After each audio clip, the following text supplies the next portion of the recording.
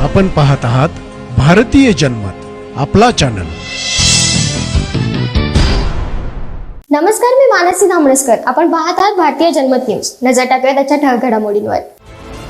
Pakistan cricket संघाला बांगलादेश विरुद्ध पहिल्या कसोटीत पराभवाचा सामना करावा लागला असून यानंतर संघातील अंतर्गत मतभेद उघडकीस आले आहेत। रावळपिंडी क्रिकेट स्टेडियमवर खेळल्या गेलेल्या या सामन्याच्या चौथ्या दिवशी कर्णधार शान मसूद आणि मुख्य प्रशिक्षक जेसन गिलेस्पी यांच्यातील वाद चर्चेचा विषय बनला होता। त्यानंतर पाचव्या दिवशी एक व्हिडिओ व्हायरल झाला, ज्यात शाहीनशाह आफ्रिदी आणि कर्णधार शान मसूद यांच्यातील तणाव स्पष्टपणे दिसून येत आहे। सामन्यादरम्यान मसूदीने आफ्रिदीच्या खांद्यावर हात ठेवला होता, मात्र आफ्रिदीने तो झटकून टाकला, ज्यामुळे संघातील तणावाची चर्चा रंगली आहे। यापूर्वी आफ्रिदी आणि बाबर आझम यांच्यातील मतभेदांमुळे T20 विश्वचषकातील पराभवाला कारणीभूत ठरले असल्याचे बोलले जात होते। आता संघातील या तणावामुळे पाकिस्तान क्रिकेट संघावर आणखी संकटे येऊ शकतात असा अंदाज आहे।